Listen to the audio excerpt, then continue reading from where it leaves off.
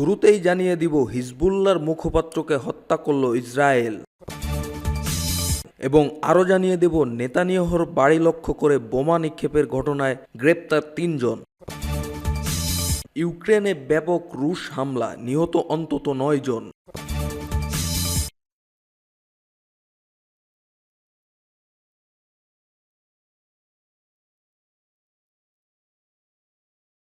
লেবাননে একটি ভবন লক্ষ্য করে ইসরায়েলি হামলায় হিজবুল্লাহর মুখপাত্র মোহাম্মদ আফিফ নিহত হয়েছেন। রাজধানীর ঘনবসতিপূর্ণ রাস আল নাবা জেলায় এই ঘটনায় আরও ৩ জন আহত হয়েছেন বলে রোববার ১৭ নভেম্বর কর্মকর্তারা জানিয়েছেন। বৈরুতের দক্ষিণাঞ্চলের শহরতলিতে ইসরায়েলের চলমান হামলায় বস্তুচ্যুত অনেক লেবানিজ এই এলাকায় আশ্রয় নিয়েছে, যদিও ইসরায়েলি সামরিক বাহিনী আনুষ্ঠানিকভাবে ওই জায়গা খালি করার নির্দেশ দেয়নি। ঘটনাস্থল থেকে আল জাজিরার সাংবাদিক দারসা জাব্বেরি বলেন, স্পষ্টই এটি কেবল হিজবুল্লাহর সামরিক শাখা নয়, প্রশাসনিক দিকের কর্মকর্তাদেরও অনুসরণ করার ইসরায়েলি নীতির ধারাবাহিকতা। ইসরায়েল যা করার চেষ্টা করছে তা হলো অর্থনৈতিক, সামাজিক, রাজনৈতিক এবং সামরিক সমস্ত ফাস্টে হিজবুল্লাহকে দমন করা। হিজবুল্লাহর শীর্ষ মিডিয়া রিলেশনস অফিসার হিসেবে দায়িত্ব নেওয়ার আগে আফিফ বেশ কয়েক বছর ধরে সংগঠনের আল মানার টেলিভিশন স্টেশন পরিচালনা করেছিল।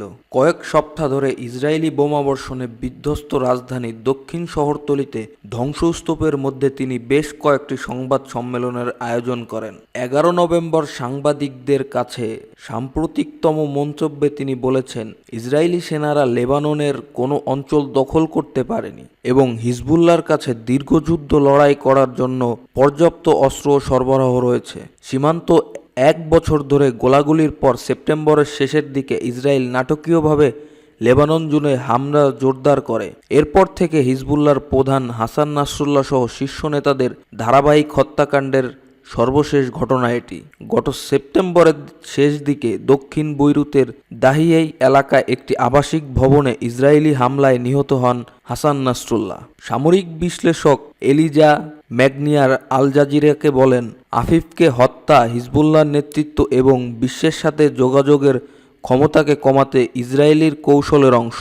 এটি ইসরায়েলের যুদ্ধের বিবরণ মোকাবিলায় হিজবুল্লাহর প্রতিক্রিয়া সমন্বয় করার ক্ষমতাকে ক্ষুণ্ণ করবে।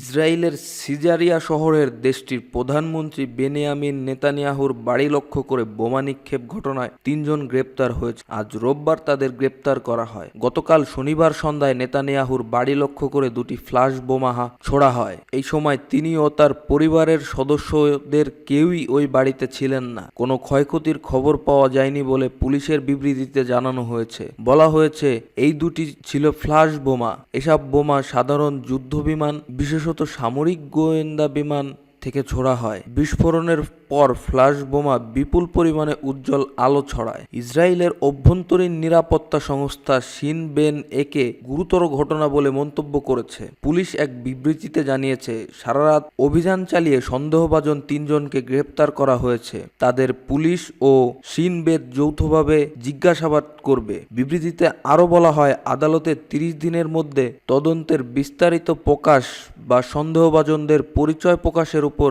নিষেধাজ্ঞা দিয়েছেন।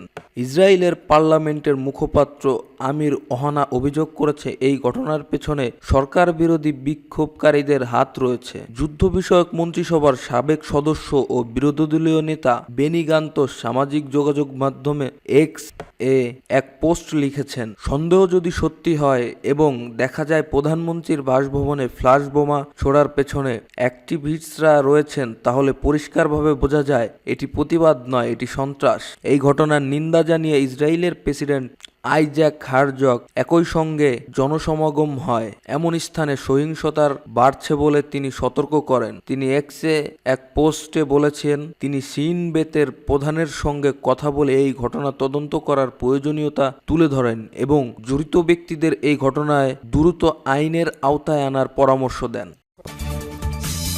রাশিয়া রবিবার ইউক্রেনে ব্যাপক ক্ষেপণাস্ত্র ও ড্রোন হামলা চালিয়েছে। এর ফলে দেশের বিভিন্ন স্থানে অন্তত ৯ জন নিহত হয়েছে।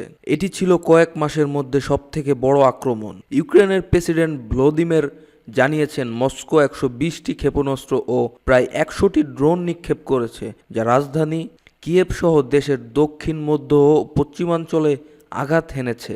অন্যদিকে এটি একটি নরকীয় রাত ছিল উল্লেখ করে ইউক্রেনের বিমান বাহিনীর মুখপাত্র ইউরি ইগনাট সামাজিক যোগাযোগ মাধ্যমে বলেছেন, কিয়েভ 144টি ড্রোন বা ক্ষেপণাস্ত্র ধ্বংস করেছে। কিয়েভের কর্মকর্তারা বলেছেন, এই হামলায় মাইকোলাইভ, লাভিভ, খেরসন এবং ওডেসা অঞ্চলে বেসামরিক নাগরিকরা নিহত হয়েছেন। পাশাপাশি এই হামলাকে ইউক্রেনে প্রায় 3 বছরের রুশ আগ্রাসনের অন্যতম বৃহত্তম ক্ষেপণাস্ত্র হামলা হিসেবে চিহ্নিত করেছেন তারা। এই হামলাটি এমন সময় হলো যখন মস্কো ইউক্রেনের পূর্ব অঞ্চলে অব্যাহতভাবে অগ্রসর হচ্ছে এবং হোয়াইট হাউসের ডোনাল্ড ট্রাম্পের আসন্ন প্রত্যাবর্তন ইউক্রেনের জন্য মার্কিন সহায়তার ভবিষ্যৎ নিয়ে উদ্বেগ সৃষ্টি করেছে। এছাড়া প্রায় 2 বছর পর রুশ প্রেসিডেন্ট ভ্লাদিমির পুতিনের সঙ্গে জার্মান চ্যান্সেলর ওলাফ শোলজের প্রথম যোগাযোগের 2 দিন পর এই হামলা হলো। পুতিনের মস্কোর আক্রমণ থামানোর আহ্বান জানিয়েছিলেন শোলজ।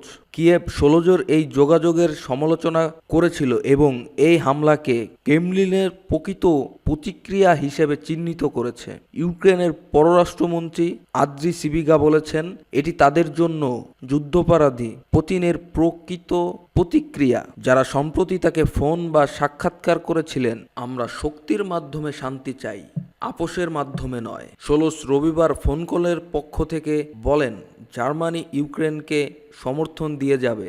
একই সঙ্গে ব্রাজিলে G20 সভায় যাওয়ার আগে তিনি প্রতিক্রিয়া দেন, যুদ্ধ শেষ করার বিষয়ে কোনো সিদ্ধান্ত ইউক্রেনের পেছনে নেওয়া হবে না। তবে পোল্যান্ডের প্রধানমন্ত্রী রবিবার এই ফোন কলের বিরুদ্ধে মন্তব্য করেছিলেন। তিনি লিখেছেন, কেউ পুতিনকে ফোন কল দিয়ে থামাতে পারবে না। গত রাতের আক্রমণ, যা এই যুদ্ধে অন্যতম বৃহত্তর ছিল, প্রমাণ করেছে টেলিফোন কূটনীতি ইউক্রেনের জন্য পশ্চিমা সহায়তার প্রকৃত প্রতিস্থাপন হতে পারে না।